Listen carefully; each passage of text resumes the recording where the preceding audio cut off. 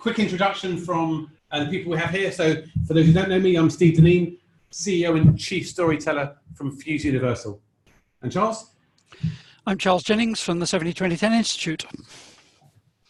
Excellent. And just a bit of housekeeping, guys. So feel free to ask any questions at any time. A little image here shows you where the Q&A box is. So ask those questions. What we'll probably try and do is we'll probably try to break at different parts and then answer a few of those questions and then have a more detailed Q&A session back at the end as well. But feel free to answer through. Those we can answer in chat, we'll do our best to. So to give a bit of context around this webinar, I guess what I've been seeing and feeling, and a few of us have been really excited about this movement of L&D from maybe the more core-centric view of the world into one that's kind of business value creation. And I guess I was really excited when I started to see some of the work that Charles and the team at the 70-20-10 Institute were doing around this and some of our clients, specifically inside Hilti, Philip Morris and a few other organizations. And I guess I was kind of blown away with how the thinking in that design methodology is absolutely in tune with our beliefs, but it obviously is at a more practical kind of level. So I was really excited, and I think it's a great opportunity that Charles are going to share out the latest thinking upon not just the strategic part, but the practicality of what they're doing. And maybe just to give a quick intro to Charles and the 70-20-10, so we're going to intro each other here.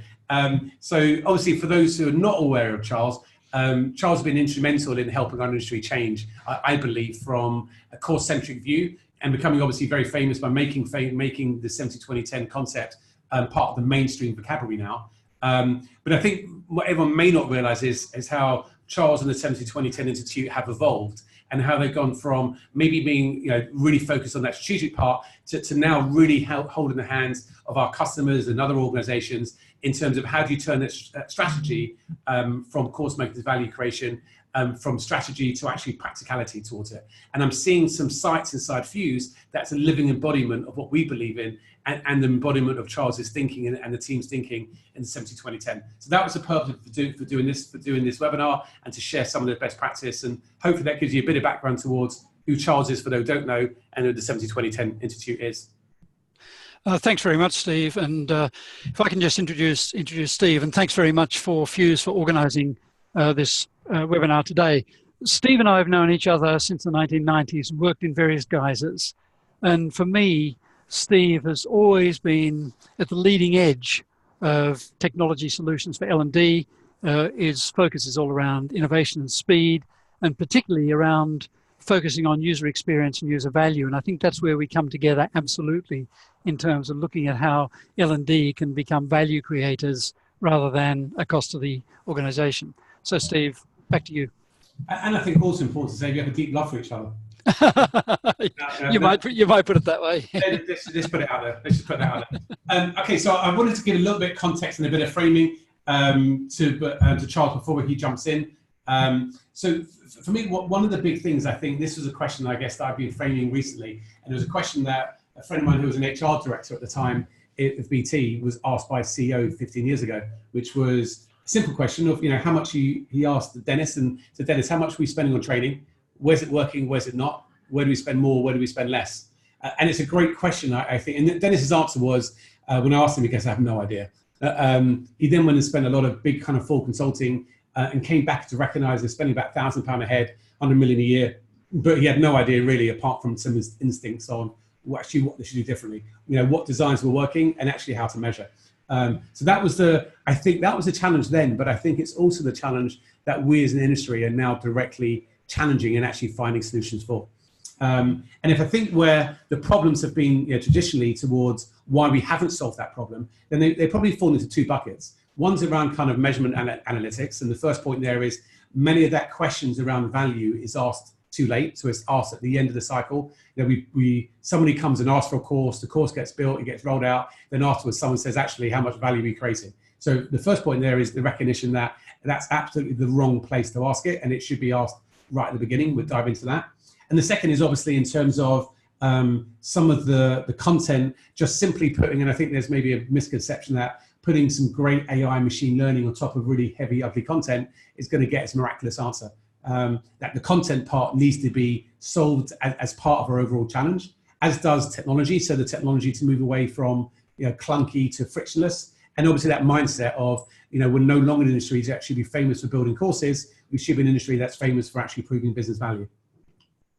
And I think a great example industry, parallel industry for us, that shows what's coming and what we're going to be doing is the marketing industry. And if you look at, I guess, the marketing professional today, like our magnificent Kirsty Bell, who leads our marketing function internally, Kirsty is a great example of a data-driven marketing expert. So traditionally, 15 years ago, if you asked that question to BT, they probably would have given the same answer, in the marketing department of, we don't quite know what we're spending, and the answers are quite fluffy. That people like us more, they feel good about us, rather than today, if you give a marketing director, a good marketing director budget, then they're going to be understanding exactly what the ROIs are. So how many leads are generated, MQLs, SQLs, conversion rates. There's something very specific in terms of, if I spend X, I'm spending Y, I'm expecting Y return. And in terms of, obviously the mindset changing, the skill set's changing, and the tool set obviously is changing as they're moving you towards technologies that give instant insight upon what's working and what's not working. So literally you can change on a thumbnail. So I think this is the same change that we're seeing in the learning industry. Some are right at the forefront of that. And I think Charles is guiding some of those. And I think some have work to do. And in terms of maybe, again, framing, if we think, so a question where we asked and we looked at our clients a little while back was, what's the different business problems that you're solving? So where are you adding value to the organization? And what's interesting, again, is I think we're seeing these three areas come together of learning, communications, internal comms, and knowledge. And in smaller clients like at Scandic, which Siri has just had that great IMD business case done on the organization, it's a great example of a place where those three are literally collapsed, so that the end learner, the end user, they're just saying that this is where I go when I don't know something, right? That's where I search, it's where I browse, as well as where I'm onboarded. But that's one aspect towards it. I think, again, more and more of our clients now are thinking upon what's the business problems that I can solve and how do I prioritize that as maybe a way I think about things. So rather than I measure myself on how many courses I've delivered or how many views I've got, it's how many problems I've solved and how do I prioritize those problem solving. And there's some great examples on the page here from the likes of Grundfos, who are actually, kind of doing strategic communications as their first case study across 18,000 people. That's the problem they're helping to solve the business, rather than maybe the more traditional compliance-based learning stuff. The final slide before I just pass on to Charles with one or two slides, is really, I guess, framing the new thinking. So moving, I guess, the thinking from, we build a course and then we think about evaluation, maybe using someone like Kirkpatrick as an evaluation model, to actually flipping that. And the first thing we're now thinking about is, what's the problem we're solving? What's the outcome statement that we want from that? And then critically, how are we going to measure that? What's the measurements against that problem? So is it conversion rates for salespeople? Is it NPS scores for a customer service person? Is it money raised from a charity in terms of donations? So what's the thing we're trying to do? And then the bit that Charles will talk in detail about is then how then we then build that into a learner design that's really very focused around how do you replicate people's tasks and activities, and whether we call that behavior, skills, knowledge, and that whole area. And a practical example, again, using Hilti as an example. Hilti is an example we're going to use here because it's a joint client between Charles and I, where they're using Fuse as a platform, but Charles has been one of their great advisors during the early stage of the process, and an ongoing relationship. And it's a great example of one of their first programs where they, I guess, created a template for what they do going forward. So everything that Hilti now do is, every program they now do, there's a hypothesis of the delta of difference they're going to make inside that program, whether that is in this example of shifting the dial from 18 months to 6 months to 3 months, or whether that's actually the impact of a storytelling workshop. So that's the framing of our piece. And the pass that I guess we want to pass back to Charles is how then he really is going to help in and focus in on the activities that come after that hypothesis. Over to you, Charles.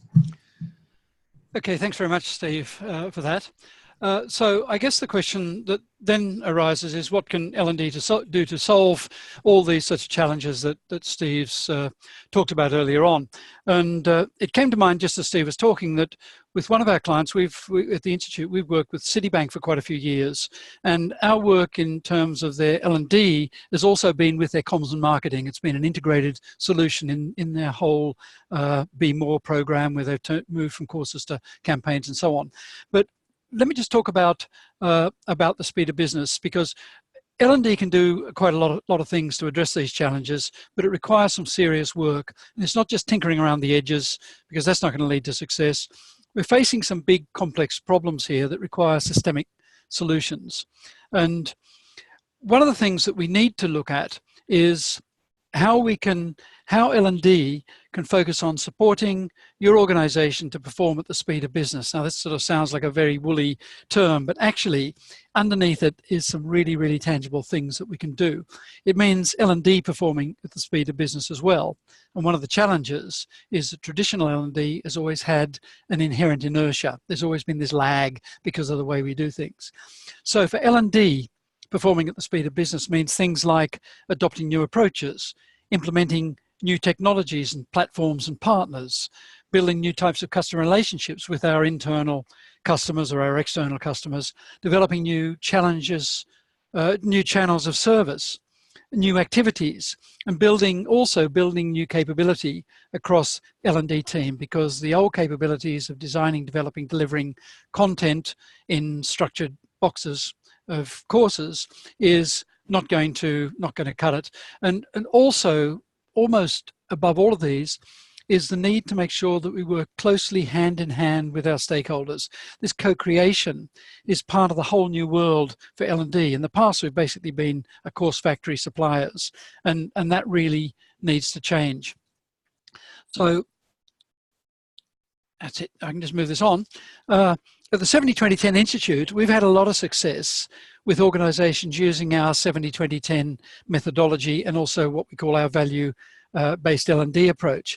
And both of these are focused on achieving organizational outcomes, not just on learning, because these approaches open up a lot of new avenues for L&D to have an impact on our organizations. And we've been working on and developed the 5 roles for the past 4 years, and we've written a book about it. With a range of organizations, we've worked on this and have really helped them move the dial in terms of delivering value. And I just want to talk about some of these, if I can get the control of this back again. Oh, it's working. Okay. So this is a job aid we use for our 70-20-10 methodology. And I'm going to give you an example, show you how Hilti have used this. We use this for creating solutions using these 5 roles in the methodology: the performance detective, architect, master builder, game changer, and tracker. And you need to work on this job aid from the right to the left, because the first thing we do is really understand what the organizational results are. And as Steve said earlier on, if we don't know what we're trying to achieve and how we're going to measure it right from the outset, we're really going to be struggle to do that. So we start by designing and defining the organizational objectives, the critical tasks, which again is a whole new way for L&D to work, not looking at competencies, capabilities, not looking at behaviors, but looking at tasks. What are the critical tasks that need to be carried out in order to achieve the results, to deliver the objectives? And also what we call the environmental influences. In other words, they're things that are affecting the ability to achieve what we want to achieve, because often training alone is not going to achieve the results, because we need some other changes to occur. There might be processes that are not in place or not defined. There may be all sorts of other things that we need to work on. So let me just talk a little bit about Hilti and how Hilti use this. So Steve mentioned Hilti. Many of you will know this logo. You will have seen the logo. And the Institute and Fuse have been working with Hilti for quite a while. Hilti is a manufacturer of power tools and drills and so on. And Rachel Hutchison, the Director of Learning and Development at Hilti, explained their challenge in this way. Lack of employee engagement in learning and difficulties with legacy LMSs drove Hilti to really look at how it was going to review its whole change to approach to developing its people. And that included developing their own people, looking and putting in a suitable learning infrastructure, and all of these things. So how did Hilti go about that? Well, as I said, they engaged the Institute and Fuse, and this is what they did. I'm sorry, this is a lot of data on a small screen, but I'm not going to focus on the whole lot of it. But this is a little bit of the work that we did at the Institute. Using this template and using this methodology, they identified the organizational results they were looking to focus on. And the key thing they were focused on here was time to performance, getting people who are new to the organization, new in sales, up to speed really quickly. And when you look at this solution plan, for Hilti, the first 90 days were absolutely critical. So what do? Well, Hilti developed a survival kit.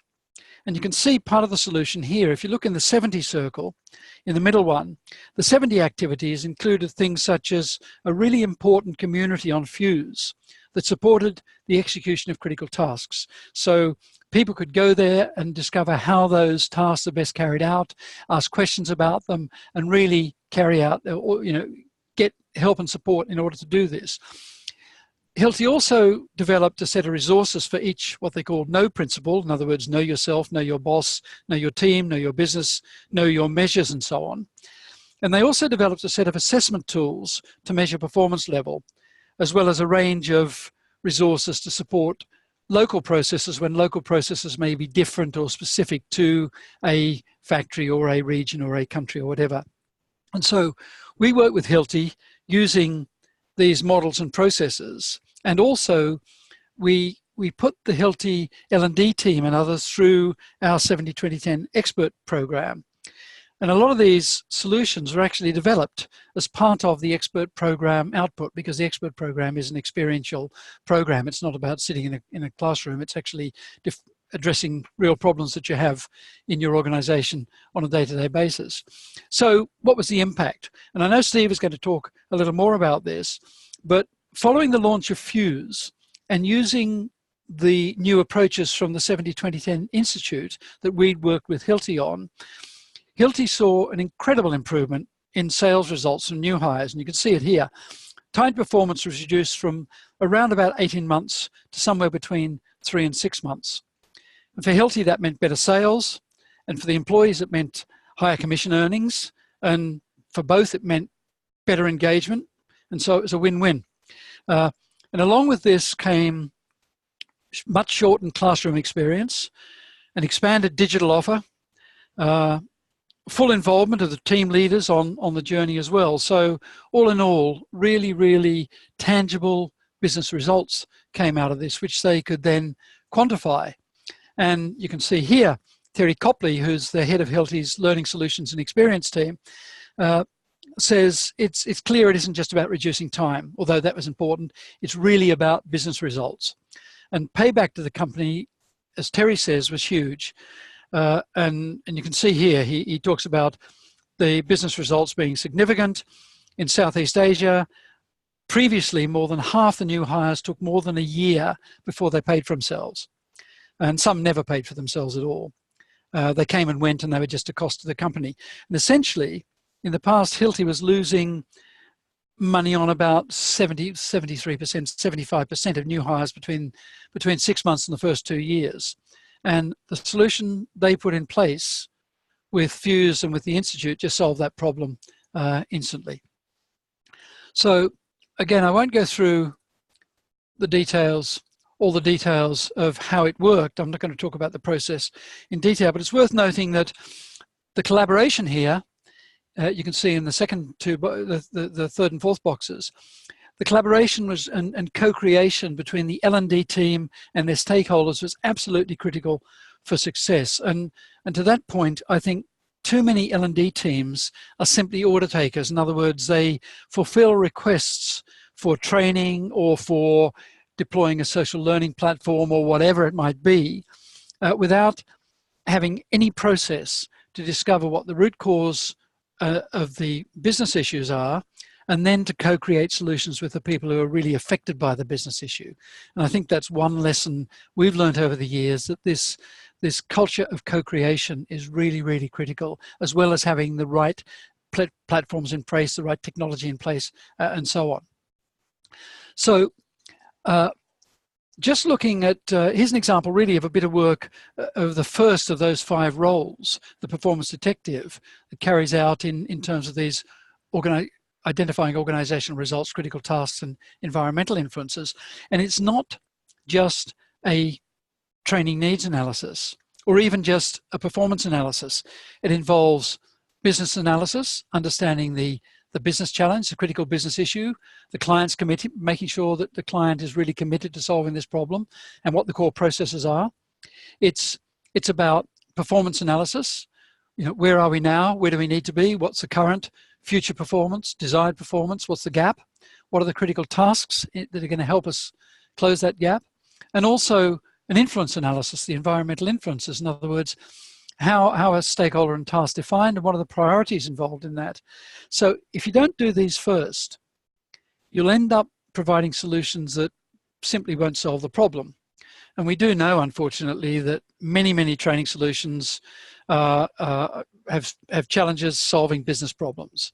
We can create wonderful courses, wonderful programs, but when we're asked about how did that solve the problem, we're really at a loss. And there's a whole industry being built around training transfer, which is really looking at the wrong thing, but around trying to justify what we're doing in terms of getting to the solution. So Steve, can I just pass back to you? Yes, you can. Thank you. You should have control there. Oh, perfect. And actually, let me just before. Yeah, you have. And let me just a couple of questions that came in here, Charles. So one of them was this may be for both of us to help with. So how did you present the case study and how do you present the case and get the L&D team as well as other stakeholders, especially managers, on board to move away from the LMS mindset? So first point to make it clear, in the case of Hilti, obviously Charles and us were both external organizations.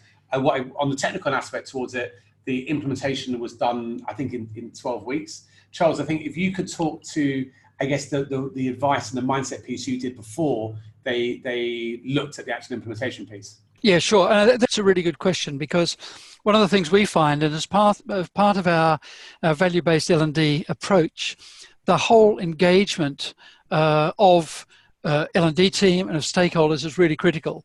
And in fact, we're doing this right at the moment with another big client where we're doing this early engagement piece, and that is really critical. And beside that, we often do a proof of impact. In other words, we do a quick pilot proving impact and showing in your own organization exactly what this is going to lead to, and we find then that really focuses minds and gets people aligned. So they're the two things that we do that really help that align that. Yeah. And maybe just come to that next part towards, so how long have we all been working with Hilti for? So from a few side, we're working in about 2 years. I think it's probably fair to say that because they did the work with Charles beforehand, a lot of the thinking and the mindset and the plans, what they were going to do from day one was clear. So a lot of the time, let's say if Fuse gets implemented, it may end up with the kind of the business value piece is considered afterwards, as they just kind of focus on getting the old infrastructure out and put the new in. I think in the case of Hilti, although they rapidly, literally in 12 weeks across 20,000 people did the implementation, I think because they did the strategic thinking with Charles beforehand, yep, they actually ran into worthwhile projects pretty much from day one. Charles, yes, we were working, the Institute was working with Hilti, I think about 6 to 9 months before they put Fuse in, and my colleague Vivian Heinen did a lot of work with our expert program with the Hilti L&D team and others in really getting them up to speed and sort of building that capability there. So yeah, and I think that was really important because we worked with them. They had a very clear strategy, they had the capability building, and we were already working on improvement projects in order to get that going. And then they got the Fuse platform in and got the technology that can deliver on that. And again, what I guess I love from this approach that Hilti took, they were adding value at both ends. So there was, they're thinking about the cost part. How do they reduce multiple platforms? In fact, they didn't need to have a video streaming platform, a content management system, a learning management system. They could consolidate, 4 or 5 platforms into one. So there's that cost value piece. But then at the other end, they're thinking about business value piece. So again, maybe you're quite lucky in having Rachel as a leader, because she's come from the business world into L&D. So she had that mindset already. But then working with Charles, she can actually turn that mindset into practical actions. So literally upon the implementation part, they were able to maybe provide value at both levels, at a cost level, but cost saving level, but also kind of directly at a business impact level around this first big program, which was the kind of the sales onboarding piece. So yeah, so moving on. So just to show, for example, this is a good example, I think, of one of the programs that's used inside Fuse that Charles and his team helped to think about. So I guess, still thinking about 70-20-10 in the way of how do people get the content at point of need, the 20% part, the social piece, and the formal piece. That's exactly what they had. So again, what I love inside here, and Charles can talk more in detail towards this, is that first 90-day plan. Some of that first 90 is consumption of content. Some of that is about doing activities and thinking of the activities to do. It's about accessing the knowledge they need when they want to get back to. So when they're back at the job, the stuff at the bottom is the quick access places that they can either find by browse or by search. So it's a real journey here. And again, I guess you can see the analogy of climbing the mountain with the first 90 days. So where's the end goal you want to get to, and what's your journey towards getting there? Some of that is in that formal place. There's a nice summary here, just of say some of those tasks in those first 30 days, an example of some of the content that's coming through. Again, one of the things that Hilti really liked was the ability to translate that content in multiple languages. And Charles, do you want to talk a little bit maybe about some of the tasks and how you flesh out that thinking to beyond, I guess, just that formal piece, to really how you thought about it in Hilti's world, to thinking about, how do you find content, how do you use social in that design, as well as the more traditional formal piece as well? Well, I don't want to take up too much time now, and as I say, we've got a white paper or a paper coming out about the work we've done with Hilti.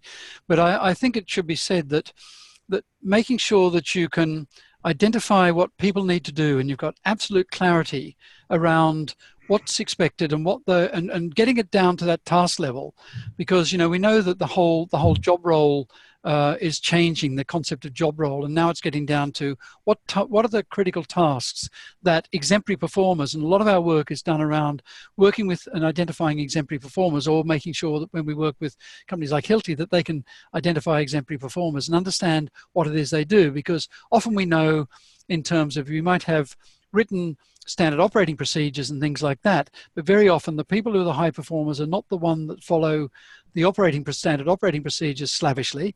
They're the ones that know the shortcuts, that know which bits are really important and which bits aren't. So that's the really key piece around making sure that you've got the right content. We've worked with organizations where they simply thought that putting standard operating procedure manuals into platforms like Fuse was the way to go. And of course that's not. That might help, but actually that just becomes clutter. So it's really critical in terms of the design approaches for doing this. So if I can just move on, because I'm aware of the time and we want to have some time open for questions. Have I got control here? Yes, I have. Yeah, I think it's about control. So Charles, just a question come through, just as we pass off into the next phase. So the question is saying, can these approaches work in global companies with widely dispersed workforces? How do you influence it widely, etc.? So first of all, to make the point that I think actually Charles is pretty much mainly working with global companies. So Hilti is a decentralized organization with about 30,000 people globally across most countries. Charles has worked with us in PMI as well, which is about 90,000 people internally, and then a similar size externally. And in both examples of Hilti and PMI, they're both using this approach for the internal audiences and their channel and customer audiences as well. And maybe just before I pass off to Charles back towards it, is I guess the thinking here is this type of approach in this modern design thinking is allowing you to go deep into a role that's widely dispersed. So, in a role such as a sales role or an engineering role or a frontline staff, this is where this model is really, really appropriate, where you have a large number of people that are in a role across a wide audience. So you can codify, if you like, best practice and allow that best practice not to happen just a once off, but ongoing codified best practice to be happening and to be accessible in both a structured and in a formal way. So I think this dispersed workforce place is exactly what this design methodology is really absolutely laser focused at. Yeah, I'd agree. Davina, I think it was who asked that question.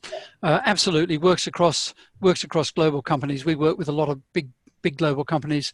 What I would say is both the methodology and our whole value-based L&D approach, if you think of it more in the way that you think of something like lean or agile approaches, because it's not just a learning approach. It's an approach to improve business performance, and it works in exactly the same way as would implementing a lean or an agile methodology. You can't just pick it up and lift it into the organization. Of course, you need to prepare, make sure that you prove its value quickly, and you get people on board, you get your resources, you get your people upskilled so that they know what to do and how to use it. So that it's as I said earlier on, it's a systemic approach, and I think it's worthwhile thinking about it a little bit like a lean or agile in terms of how do you make changes from traditional systems into traditional approaches into those approaches.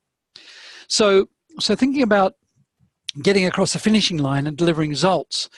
And, you know, just to lead on from my last answer, it involves a lot of actions and initiatives, but there's just three important things to focus on, three sort of high-level things that need to be focused on. And first of all, and it almost goes without saying, I think, is to embrace digital transformation. You know, L&D simply cannot do its job in today's world without the right digital tools and platforms, without the right mindset and thinking around digital to give us that, to break out that from that richness reach trade-off that Evans and Verster talked about in their famous book, 20 years ago, 1999.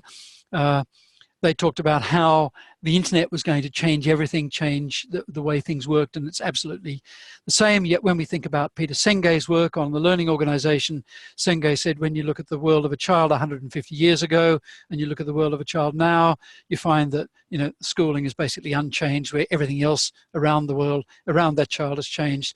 I would argue that when we look at L&D today, it's more like schooling 50 years ago than it is like what we see in the outside world. So there's a lot to do, and this sort of goes without saying that we need to embrace digital transformation.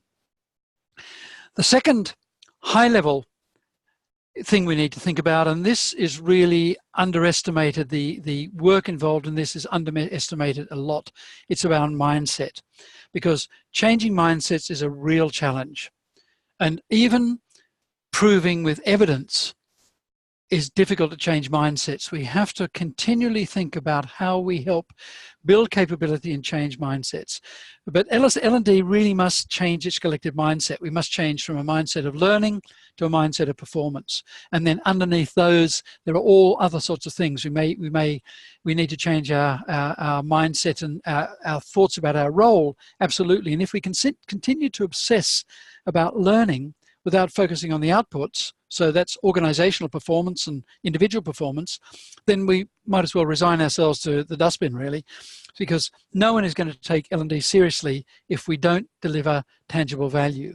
So we need to work not just with our own L&D teams to think differently about what our jobs involve and about how we add and create value, but we need to work with our customers, because when you're down as an order taker, when you're simply taking the orders, the customer, the manager usually, or the leader in the organization, they have a lot of influence over what the solutions will be. I mean, how many of us have not had a manager come and say, I need a 3-day sales training course on X, or I need a 4-day course on Y, which is sort of crazy, because first of all, you don't know whether you need a course until you've done some good analysis. And secondly, you certainly don't know whether it's 3 or 4 days or whatever. So really, L&D needs to take this mindset change, and there is a big cultural and mindset change there.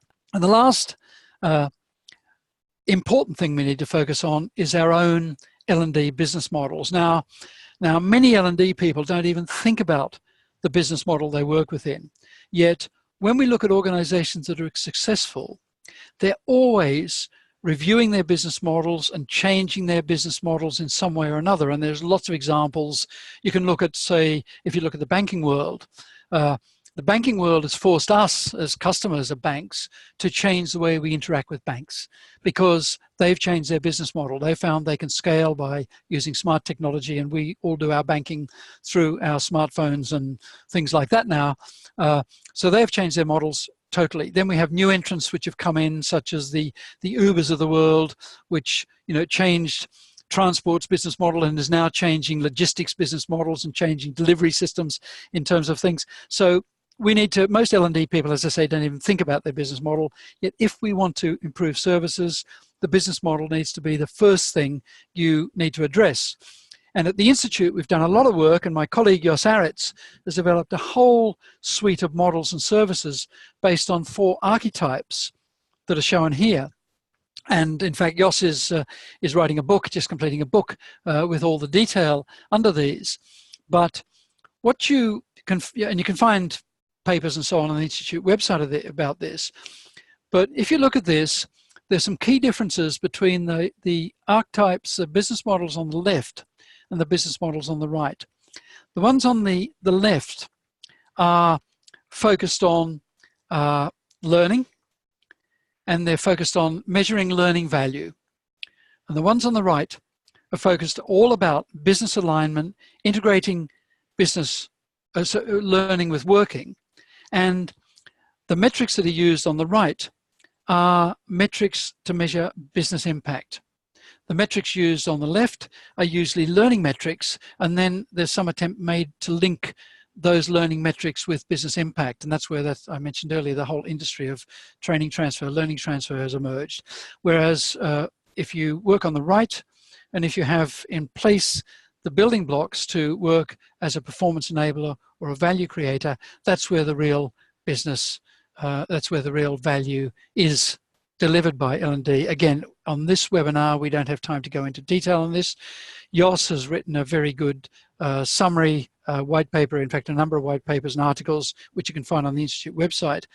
And as I say, his book is coming out pretty soon, but that focus on your business model. And I should say that they're not nice little boxes, because every organization will work to some extent across boxes. So for example, the order taker, that's where we take orders and then we design, develop and deliver a solution.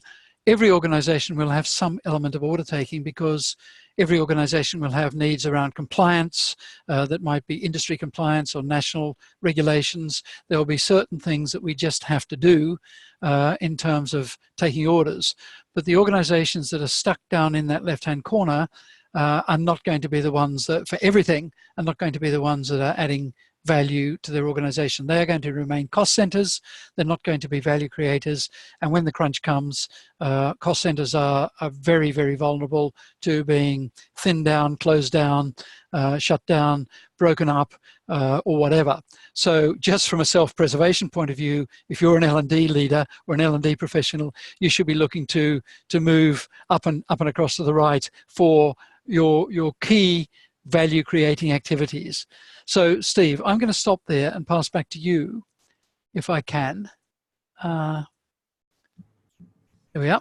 Perfect. Okay, good. And yeah, so for those who want to know a bit more about how Fuse is supporting this approach now and in the future, just a few minutes on that, and then we'll finish off with some questions.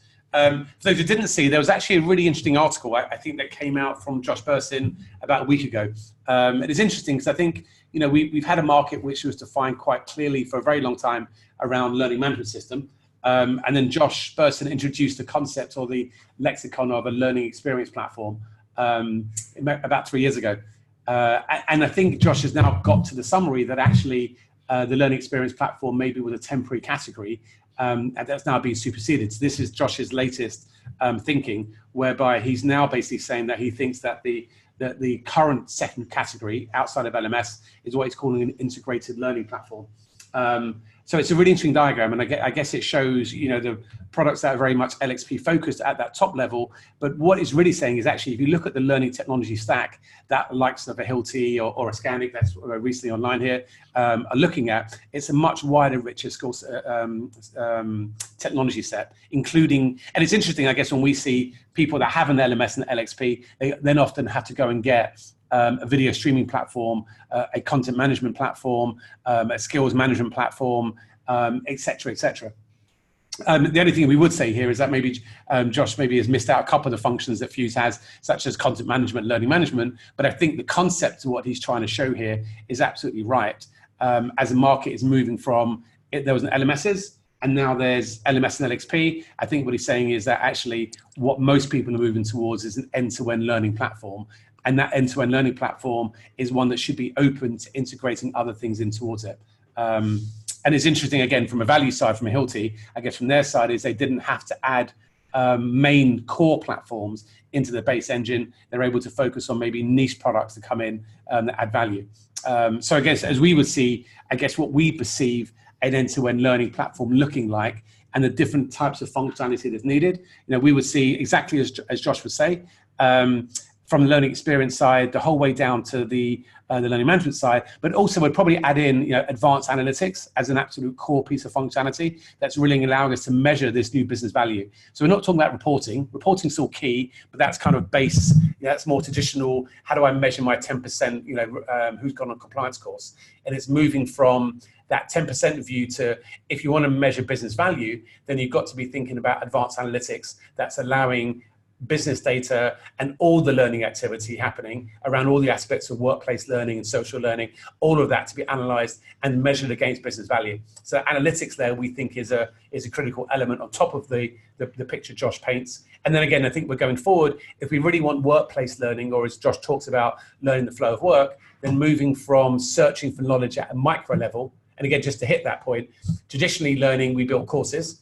And then to get back to something, you'd have to search for the course, browse a course to get back to the knowledge in the course. And obviously recognizing that stats show people don't do that. It's not our natural habits, our natural behavior. We want to get back to the knowledge much quicker. If you look at Hilti's language, Hilti talk about the fact that this is their team brain and their team brain is codified. And this is how they get back to that. So if, using the learning design methodology Charles put in place, in essence, they are creating the tasks and activities that allows the organization to be created at a content level, at a concept, procedure, or task level, and then people are searching for the task. So how do I do a demonstration? How do I enter this stuff into Salesforce? So things are built at that searchable level. And we believe in our investment is that next level beyond the micro search is down at that nano level, which is you want to be able to jump out to the section of the video or extract out the content inside an article of that procedure. So that's what we see as a full integrated learning stack. But it's great, I think, now that you're seeing the analysts like Fosway talk about next generation learning platforms, Josh Burson talk about integrated learning platforms. And I think analysts are now in tune with the vendors were maybe at 3-4 years ago. We saw that, and it's now really exciting that I think the analysts are coming on in tune with that. And maybe it's just another way of thinking about, because there is a lot of chaos, I think, around learning technology, because there's so much out there and it can be really confusing, I think, for people looking at it saying, where do I start? There's so much stuff out there. Do I want an LMS or an LXP or an NGLE or a 70-20-10 type platform? And so again, one thing that we did inside here was maybe map to Charles's 70-20-10 model and the whole kind of mapping backwards from organizational change. How does that core technology map against that? So it's a nice diagram here. This is actually what Hilti did as well. So Charles actually just told me on the phone before we came in that actually they did exactly the same thing. They said, okay, well, what's the components we need in our learning design stack? And actually, how do I map the technology against that? So things like, to understand organizational results, that's where you need an advanced analytics tool. To look at the how do I get the workplace learning piece? Well, your content strategy and micro search and macro search being absolutely key. Intent-based search, so search being the big thing, but the content strategy being absolutely in tune with the search strategy. On the social bits, things like micro recommendation engines, user-generated content, observations, coaching, and so forth. So again, it's a nice model to map out what's the functionality you need to map against that in order to have this, the integrated platform we need to deliver against the functionality of the different experiences we want to deliver. And maybe also the big piece here, I think, is having data right at the heart of that. And just to explain what we mean by advanced data and advanced analytics, so just a quick 1-minute video. Data has always been a core part of use. So our clients have always had a rich set of data in terms of everything we record, every like, every click, every completion, the relationship there is between you and your manager and your team, all that is stored inside Fuse, and there's a mass of it. We're sitting on this kind of gold mine of data. What we've now done is partnered with what we believe is the best data insights analytics company in the world and embedded that into the heart of Fuse. And we're kind of ready to do things with the data that we've never really considered before. So there's 7 phases what we do with data alongside the use of machine learning and AI, which is something that's happening in parallel to the platform. So in essence, there's a tool inside this toolbox that allows our clients to design backwards from the outcome of the learning goal they're trying to achieve. So if they're trying to increase engagement or completions towards it, then it's really easy to drag and drop that dashboard for those learning plans, the courses, the activities, and so forth, and then to see that dashboard live inside that community every morning, every week, to see exactly how that community is doing in terms of analytics and data against that initial goal. So yeah, so just a quick snapshot, lots more to it than that, but a good snapshot to start to see how we start thinking about data in a different way when we're talking about business value, and how do we bring that data in and to correlate the two data sets. Maybe the final few points here on what technology is being added into the world of learning design and into kind of integrate learning platforms to allow more of this to happen. So at the top level, even more intelligent search. So if we look at how Google search is that type of cognitive search. By cognitive search, it means understand the intent of what you're searching. Am I searching for a person? Am I searching for knowledge? Question and answer, for example. And what's the answer I'm looking for?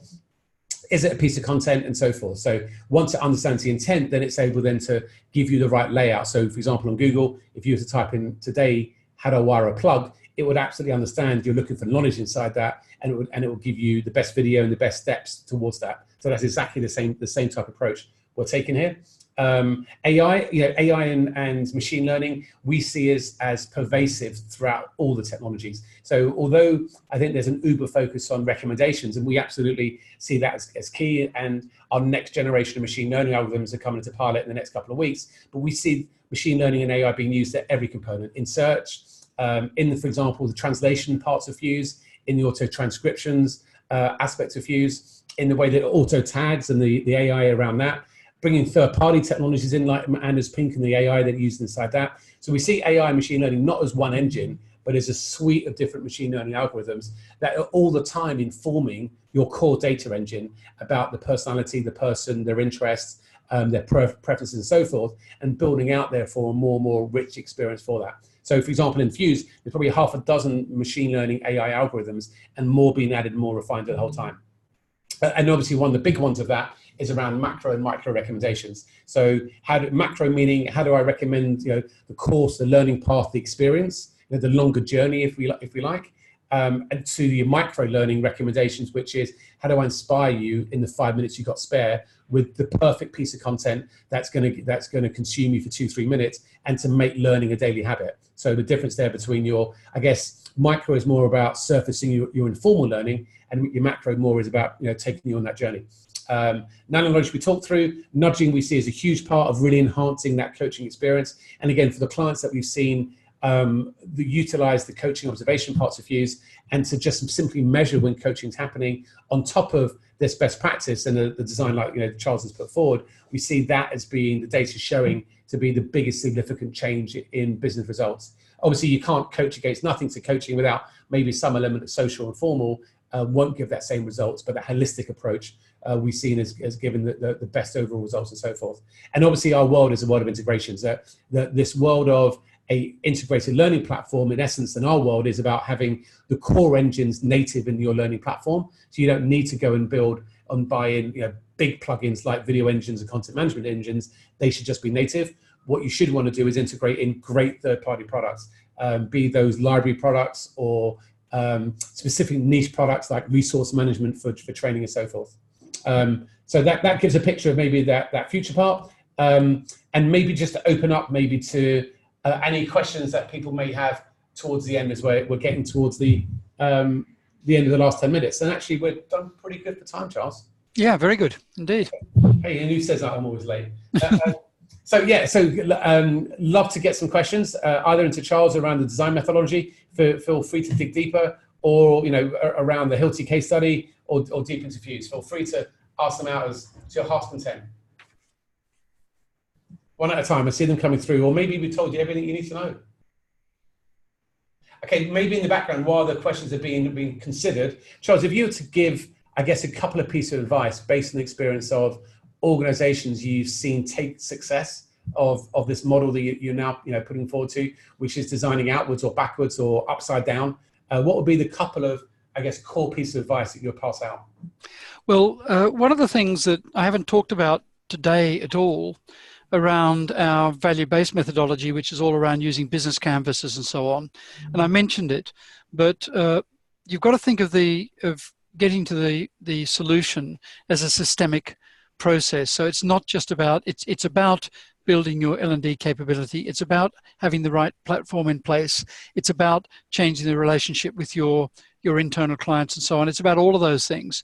But one of the areas which has really been a blind spot, I think, for a lot of L&D people, and where we had a lot of success in working with Citibank on this, and I mentioned earlier that we work closely in Citibank with their internal marketing teams and their corporate comms teams and so on, is that when you're trying to implement really successful solutions, L&D and HR are not historically great at communicating the messages clearly and getting that engagement, those engagement levels up. Whereas our colleagues who sit on internal marketing or in corporate comms are experts at that. And we saw it in spades at Citibank, where sitting down with their internal marketing and their corporate comms people, they worked hand in glove with the L&D team to really get that cultural change, to get all these changes embedded into the culture of the organization. So when you look at the 5 roles that we've defined in terms of building performance, one of those roles we call the performance game changer, and that's where that occurs. And I guess it comes back to another point I've made a couple of times in the last hour, and that's about co-creation. L&D doesn't solve these problems alone. So L&D needs to work and co-create with other specialists in our organization or specialists outside our organization, but also we need to co-create with our key stakeholders, because we all know if we're involved in developing the solution, we're much more likely to be champions of it and to use it and make sure it's successful. Whereas if we're just delivered a solution, we're less likely to do that. So I think the key message for me from me are really around, when you're thinking about the solutions, you absolutely need to have the technology right. You have to need to have a platform that will deliver everything you want to do. But you also need to have to make sure that you've got that engagement piece done well, and you can deliver results really quickly. And that's what we did. That's what happened with Hilti. Hilti was able to demonstrate real business impact in a very short time. And that then that success leads to another success, leads to another success. So, that's my advice, is to think of these things systemically and make sure you don't just focus on developing the content. Okay, great. And maybe just one more question there for you, Charles. It's a question in from Christina. You mentioned modifying mindsets. Do you also encounter this in relation to user staff that have a certain expectations to L&D? Absolutely, yes, absolutely. And I think to a certain extent, L&D has been the architect of that, because we've sat there essentially with our arms open and said, well, what can we do for you? And of course, everyone says, well, you can do this, you can do that. I need a 2-day staff development program for our customer service people.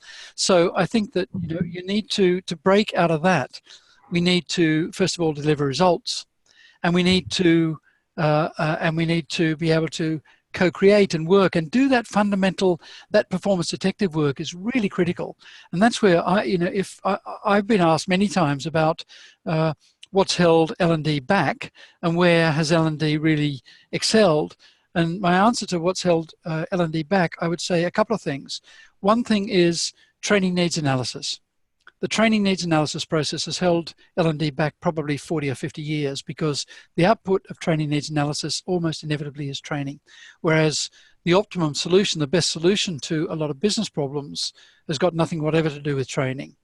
And L&D people would say, well, that's not our business. My argument would be, actually, in a 70-20-10 world, that is absolutely your business. If you need to help your organization change its process, refine its standard operating procedures, get rid of some of the blockages, that's exactly what we need to be involved in. And that's where we're value creators when we do that.